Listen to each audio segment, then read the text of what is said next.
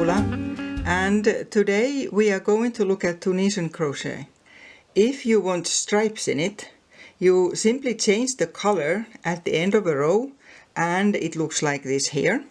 This is the basic stitch in Tunisian crochet, where each row has two parts. The forward pass where you pick up the stitches and the return pass where you make a stitch after each picked stitch. Now, instead of this one with very straight stripes, maybe you would prefer it to look like this here. Here the stripes are not as obvious because there are always two colors on each row. The forward pass and the return pass have been done in a different color.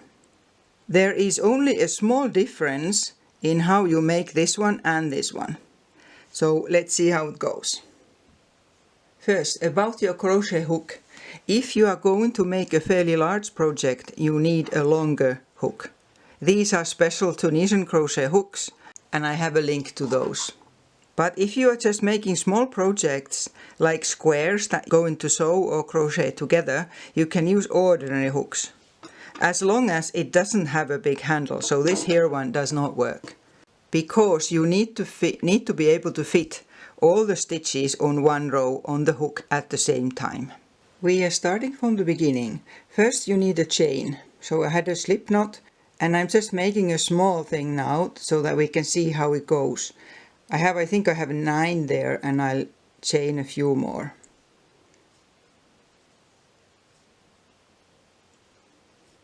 There, that will be enough. I'm not going to change color on the first row. First let's just look at how Tunisian crochet goes in case you are not familiar with it. You start from the second stitch from the hook in your chain and you pull a stitch by taking a yarn over and just pulling it through, and you leave it on the hook. The next just the same. This is how you do the whole row.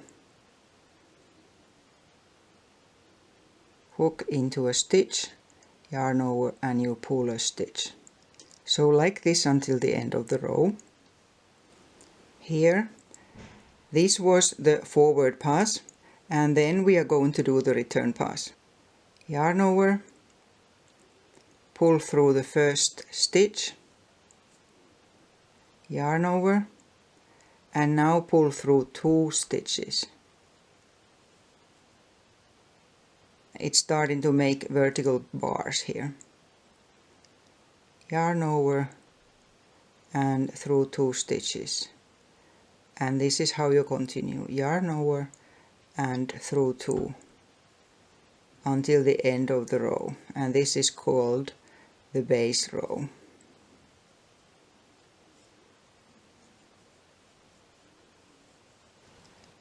That's that one done. And now we start in the first row. Chain 1. And you don't do anything with the very first vertical bar, but the next one. So you look for these vertical bars and you put your hook into it from right to left, like this here. Yarn over and pull through to make a stitch. And like this through the whole row. So you hook into a vertical bar, yarn over and make a stitch, and again you're leaving all of these on the hook.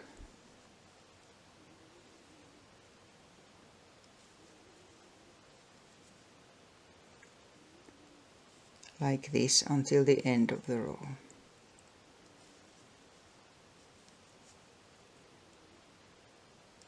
At the end of the row you get a better finish if you take both the vertical bar and the stitch behind it, but not necessary.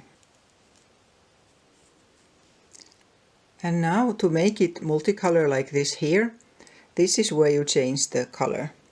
So you need to take a different color in the middle of the row. I'm using this here yellowy green. And otherwise you work exactly the same. So set the new color on your hook and pull through the first stitch. and then a yarn over and through 2 at a time.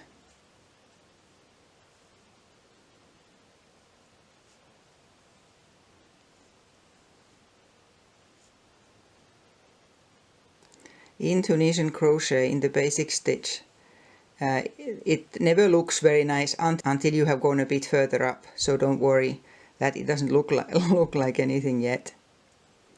Just like this until the end of the row again. I'm at the end now, and what we'll do now from now on, we always change the color in the middle of the row, so no color changes at this end where we have just finished the row. And the next row goes just like the previous one. Chain 1, and you start picking stitches from all the vertical bars using this here same color. We'll go like this until the end of the row again.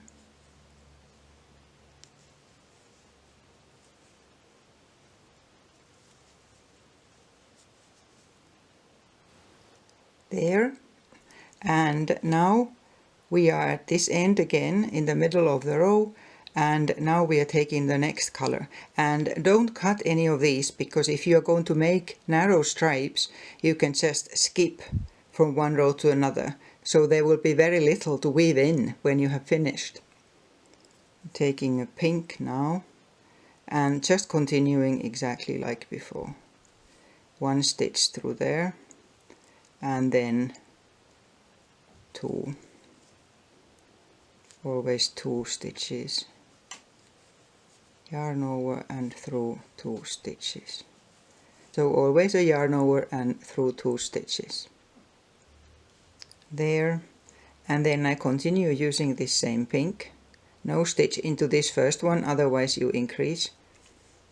And then start picking stitches again. And when we come to the end of this, then we change color again.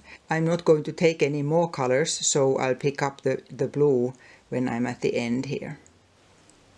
At the end it's good to tighten the stitches a bit, so you don't get sort of big loops. And now I'm taking this here blue, and don't stretch it then, just a little bit, so that it runs alongside there. And whatever way you are going to finish the project you are going to use these for, you'll be able to hide these loops into the seams. So continuing the same way.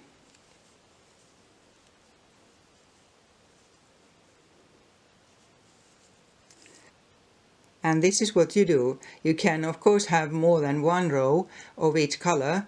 You can continue working on 3 colors, or you can of course have more than 3 colors. But then when you get a bit further, this is what you get here. The start of this only has 2 colors, so it looks a bit different. So here we are.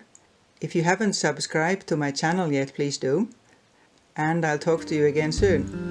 Bye bye.